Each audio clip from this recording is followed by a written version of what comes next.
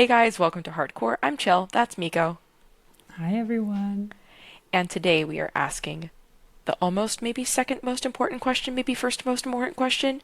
Should I be in a relationship? Or should I stay single? We all have that aunt or uncle who's in their 60s, 70s, and they've just been single their whole lives, living their best lives. Is that their best lives? Should they have gotten married? I don't know. Let's find out based off of your human design. Bow, bow, bow, bow, bow, bow. That's not the intro I was going for, but I'm happy that it came out. There we go. Me too. It was amazing. It was flowy. It was entertaining. It was. What do you guys think? Leave it in the comments below. So, first and foremost, or should I say primarily and most importantly, entering into a relationship has to be done with your strategy and authority. Guys, this is like human design basics. If we haven't stressed this point enough in 99.9% of episodes we've recorded, are you even listening? But really, though, it comes down to following your strategy and authority. And the connection charts that, when you put your human design together and overlap your potential partner's human design, that matters far less than how you're entering into a relationship. So, dope if you have some electromagnetics. Challenging if you have some compromised channels, for sure. But, that's not the end all be all to your connection with that other human. It really breaks down to you, first and foremost, and then them, secondly, right? If you guys are both aligned, dope. It's going to be a sweet relationship if you're both into it. So, those are very high level-y things.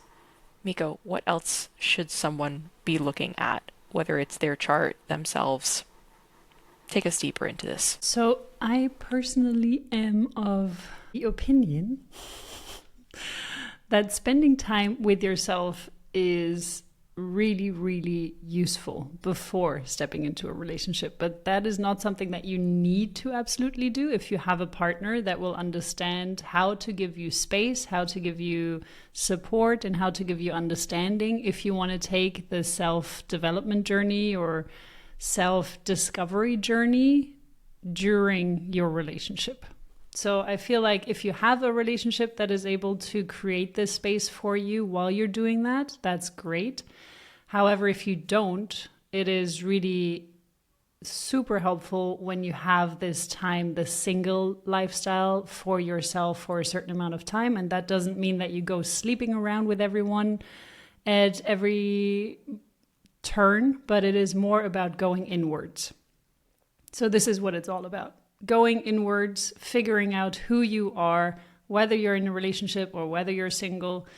And for me, that was a 9-month stay in India. I've been single for quite some time in my life, actually. I had a lot of time to reflect and figure out who I was. But one of the most impactful times was my 9 months in India, where I really had all this time just to focus on myself, to figure out what it is I want, and to figure out who it is I am. So this, of course, always develops throughout your life. There is not ever going to be a, yes, this is me, and that's it kind of answer, because I feel like we always have something to work on. So that is also why you don't need to be perfect. You don't need to be 100% aligned to enter into a relationship. If you are currently single and you're asking yourself, okay, but when is the right time to enter into a relationship? It is not when you're 100% healed, because that is very unrealistic to put that pressure onto yourself, to put that kind of a goal for yourself. It is an ongoing journey. And the way I see it is that even if you've spent a lot of time being single and diving into yourself, if you've gone and isolated yourself in some way to dive into yourself, the real test as to how far you've come is going to be when you are connecting with others, when you're in interaction with others, because that's when you will see if all the self-work you've done actually worked. Because others are always going to trigger you in some way if you haven't completed the work, or if there still is some residue and you still need to work on certain aspects. This is how it's going to show up. This is how you're going to be able to see what it is you still need to work on. And if you have a partner that is able to then guide you towards things that you may want to take a deeper look at, or support you when you do the work yourself, that is amazing. That is beautiful. So if you're not like Miko and spending 9 months at an ashram in India, and you're kind of a bit more like me in that sense, not spending 9 months at an ashram in India, did you take a vow of silence while you were there? No, I didn't. Okay. I haven't done a Vipassana retreat yet, but I want to. My That's brother fair. considers me as totally insane for wanting to do that, but... So only a little bit eat, pray, love. Got it. Oh, Cool. no. My life has been very much eat, pray, love. I lived in Italy as well. I went to India, and then I went to Bali. So now you have to write a book. Very much. Perfect. It's already been written. There you go. So if you're not the eat, pray, love lifestyle, and you do things a little bit more like 99.9% of the people out there, just throwing that out there, my self-reflective phase, I'm now realizing this as you're talking about this, came when I was like 18, 19, after I like got out of a pretty serious relationship, like high school boyfriend wise, and then was single, like going to college on the other side of the US, dude, just like a lot of like, okay, there was a lot of weed smoking, but also a lot of book reading, self-reflection, who I was then, who I wanted to be now, /now, that was like a decade plus ago. But I think that there was a lot of self-reflection in that time, in addition to like school studying and just more quiet, like in my own life, which I think was really helpful. Because then I met David around that same time, but we were just friends for like 2-ish years. So yeah, I think that that's just a different way of approaching this. And then since then, like having been married almost a decade, there have been different times throughout our relationship together that both of us have taken the time to do like the growth that we've needed to do. And we've seen that in each other, and then allowed each other the space and time needed to do that. So that's what it can look like if you don't want to go to India for 9 months, or Bali, or live in Italy, or eat, pray, love your life. Just throwing that out there as an alternative. I would love to do that, it just didn't turn out that way.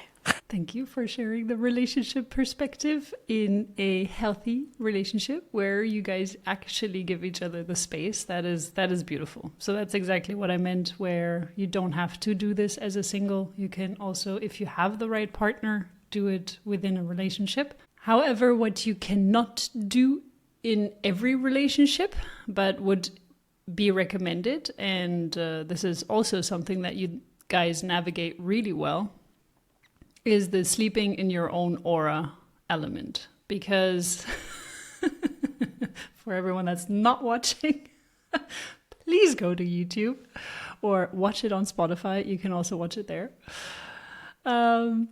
Yeah, this is something that is an important part of really getting to know yourself. So that's also why I appreciated being single and sleeping in my own bed for a very long time, because I really got to feel what different energies feel like. And that also goes through feeling the planets, because the planets, and this is the kind of the purest form of energy conditioning, I would say, because you are born on a certain day at a certain time in a certain place, and this is how the planets are conditioning you. They're conditioning you on the time of birth. They're conditioning you throughout the birth process, like the pre-birth process, the pregnancy. They're conditioning you after. They're continuously conditioning you, but the moment you were born and approximately 88 days before you were born, that is the time where you will get your design and your personality human design chart aspects. This is how it happens, in case we never disclosed that before.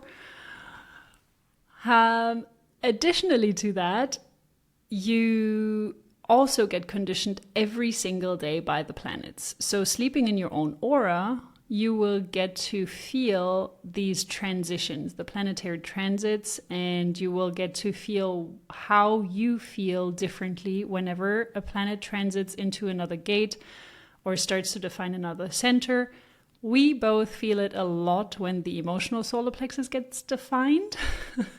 And it's really a shift. So following the transits, figuring out what those feel like when they're transiting, it's very intriguing. Especially as well, to me, it feels different when different channels are defining my emotional solar plexus.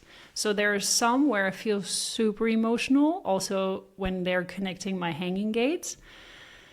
And there are other times where I don't feel as emotional, but I can feel the emotional solar plexus still being defined. So sleeping in your own aura will give you this understanding as to who you are without any conditioning by deciphering how it feels when certain aspects are being defined by the planets.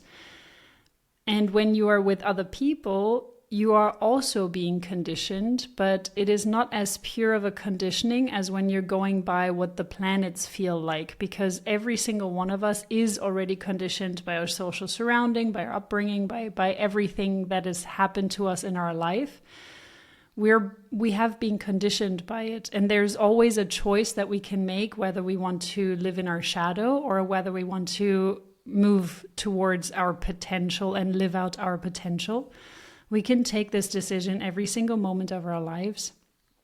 But when we're encountering another human design chart, we see the blueprint, and this is also the challenging part in giving readings, because we see the potential. We also can see the shadow, but we see the potential and how they could be, but depending on what they've experienced in their lives, they may not live out their potential. So even if you're meeting someone with a specific chart, it is not a pure energy that you're encountering, because you don't necessarily, even if you would have their chart in front of you, you wouldn't necessarily know how they're living out their design.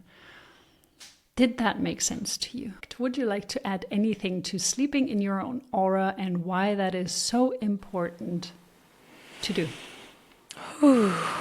As a non-sacral being, I can tell you that sleeping next to a sacral being feels like your car motor is running all night long. Unless you are exhausted from the day, and in my experience, very well hydrated, it is challenging to have a solid night's sleep next to a sacral being.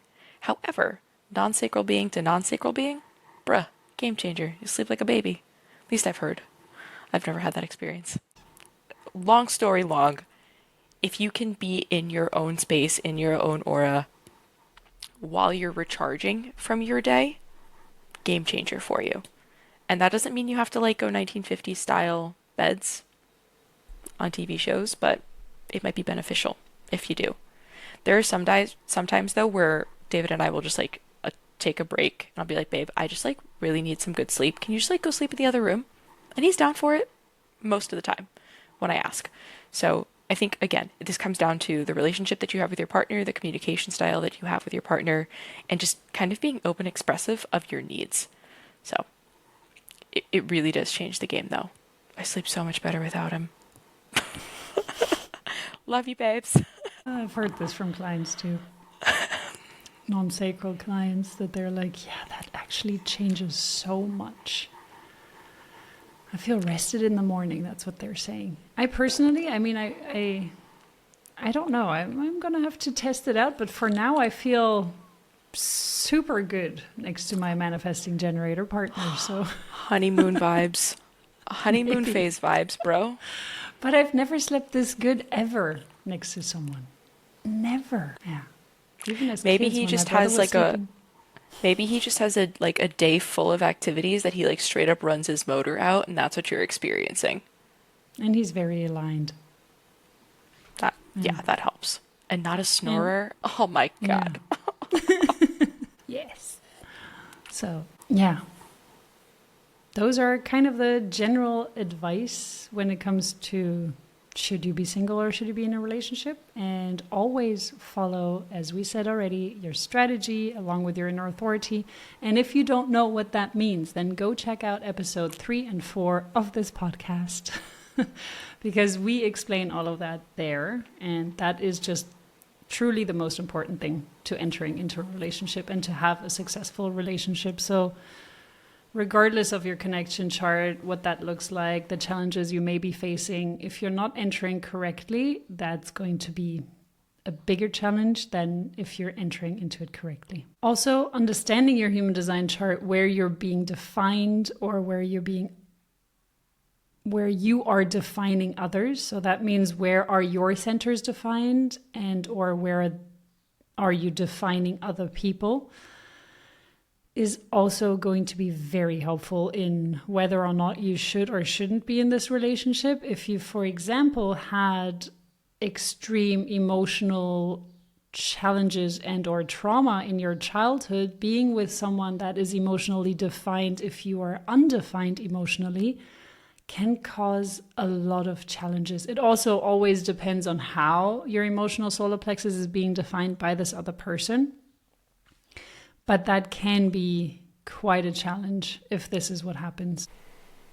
Next level to look at is definitions. So are you a single definition, meaning that you have one channel in your chart connecting two different centers, and or all of your centers that you have in your chart are fully connected channel to channel?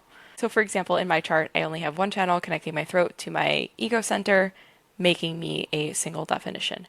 However, if you have a split definition or a triple split or a quad split, and I'll explain all of those momentarily, it can feel different being in a relationship. So someone with a single definition, meaning that they feel like they are whole and on their own by themselves, they may not need to be in a relationship, or they may not rely on the other person in that relationship to feel whole. Thus, maybe overall having less of a desire to be in a relationship. And I think that this may be an important point, because as a single definition, I was never really seeking out like having a partner in high school, in college, whatever. Majority of the relationships that I was in were all like with friends that I had built like really close bonds with over time. Like David's my best friend, you know what I mean? So think of it like that. Like, it doesn't feel like you need someone in your world, in your life, but that doesn't mean that you won't or don't want to be in a relationship, or you don't end up in a relationship, if that makes sense, right? So it's not an end all be all kind of thing.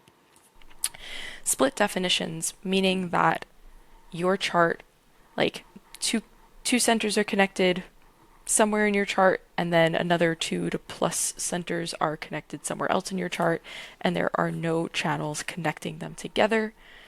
This could feel like you actually want a relationship in your life to help you, quote unquote, bridge those gaps in your human design chart. If you have a narrow split, meaning that a single gate is missing and someone in your life can fulfill that gate for you, it can be a little bit easier to bridge that split. Or if you have a wide split where it's a full channel or maybe multiple channels connecting, that someone in your life would need to help you connect, it can be a bit more challenging, but you're always going to be seeking those out to feel fulfilled, or rather, you'll have more of a tendency to be seeking someone out to kind of bridge those gaps for you and feel like you are one person. So with that other person in a relationship, you may feel more whole, you may feel more you, because all of you is being put together energetically with that other person. So when we're then looking at triple splits, that means that there are 3 different center islands. So you may have 2 centers here, 2 centers there, 2 centers there, and that doesn't mean that it's 2, 2, 2. It can be 3, 2, 2. Like, there can be a different amount of centers that are just separate. They're not interconnected through gates or channels. A triple split is often okay being in a relationship, but it already starts to feel the desire to also mingle with others from time to time. So they do enjoy being bridged in different ways by different people, not solidly by one person. Whereas a quadruple split, where you have 4 islands that are not connected with one another, they're often an 8 and 1 type or a 9 and 0, nowhere to go kind of relationship within themselves. And the quadruple splits often prefer open relationships or relationships that provide them with a lot of space and freedom, even if they are committed to one partner. So it doesn't mean that you can't be in a relationship. It just means that a quadruple split most likely will enjoy just roaming and feeling connected to different people at different times. And that, as I said, it doesn't have to be a romantic connection, but it can just be a friendship or family connection as well. Maybe even going to work. So yeah, that's the kind of relationship style that you feel more drawn to.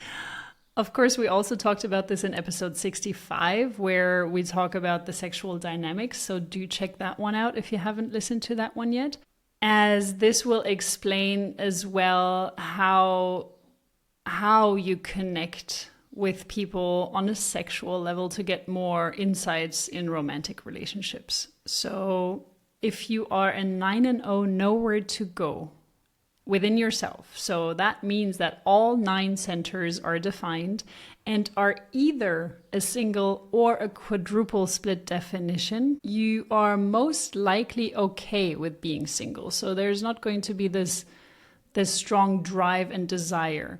However, if you are a 6-line profile, you may still be seeking out that soul partner, that soulmate, that one person. This is something that the 6-line often does. But if you are a 9 and 0, nowhere to go single definition, you may feel complete within yourself. So you have less space for others to come in.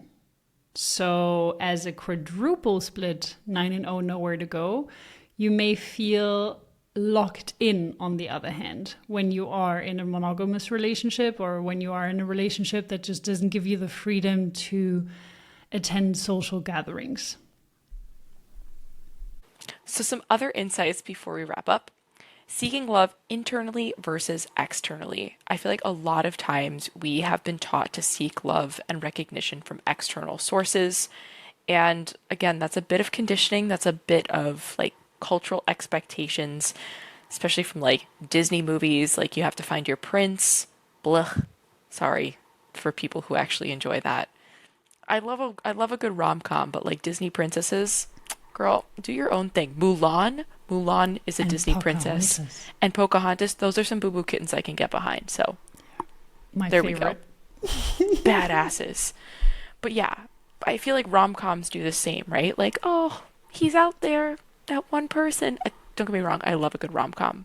But I think a lot of these put these notions into our heads that either our life has to be a rom-com, or it's got to be like 50 Shades of Grey status, or like Miko's real life Eat, Pray, Love, you know? But at the end, we don't all have to come out with a romance, even though all of these external sources are putting that into our heads.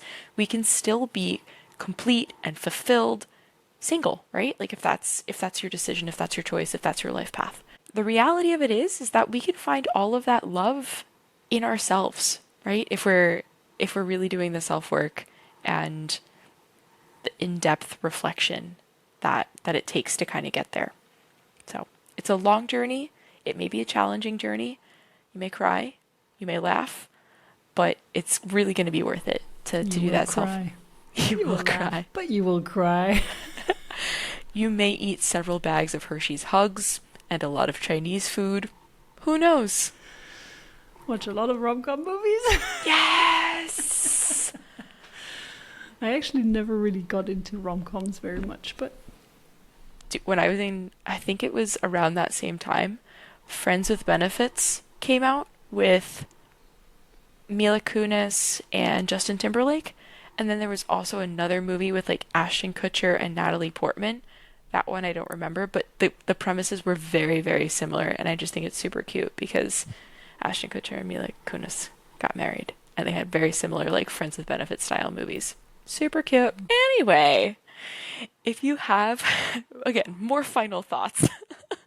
If you have an open or undefined G center, make sure you are in an environment that fulfills you, that lights you up, because that's going to be really important so that you will attract the right individuals into your world, right?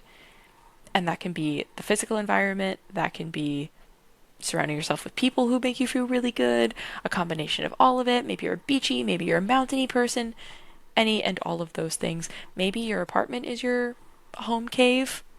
Decorate your apartment to make you feel real good, right? Like there's a lot of different ways that you can make that happen. You don't necessarily have to move across the country for it or across the world for it.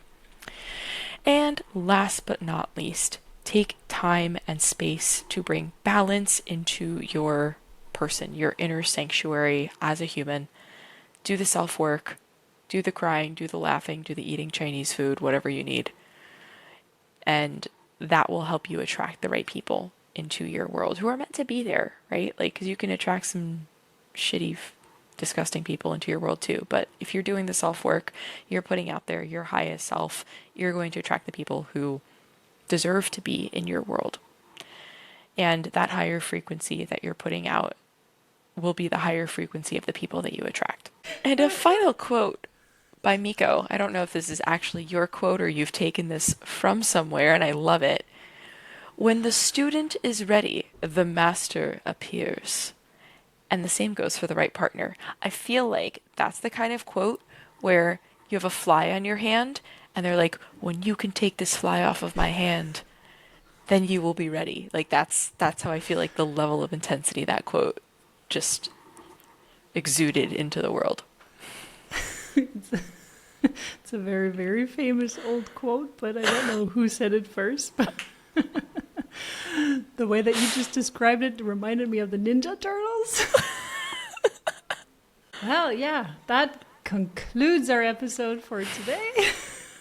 Thank you very much for listening. If you have any kind of feedback or insights regarding how you've navigated being single / being in relationships, let us know in the comments. We would love to hear it. And I hope you have a beautiful rest of your week. Ciao, guys. Bye. Record right now. I feel like some gems are going to come out of this. All right. The tea's going to kick in real soon. I can see that. I feel like your eyes have already gone. They've already dropped. I'm just going to... A third. Hey guys, welcome to Hardcore. Okay, we can do it. I don't think I have the mental capacity to be able to describe triple and quad splits right now. Thank you. Losing me. Okay, we gotta hurry up with this tea. I do the rest, or what do you want to do? Are you okay to do the rest? Are you still with me? I'll be okay. Thank you. Whew. Yeah, so a couple of other insights here. Whether you're seeking love internally versus externally. Yeah, it's I not can do very this. well written. I can do it. Okay. Eat, pray, love. Hey, look at that. Okay. So some other... Sorry. I got it. Just gonna mute myself. Cool. So some other insights before we wrap up. Where... long story long. I use that phrase way too much. So the reality is that... we can find all that. There we go.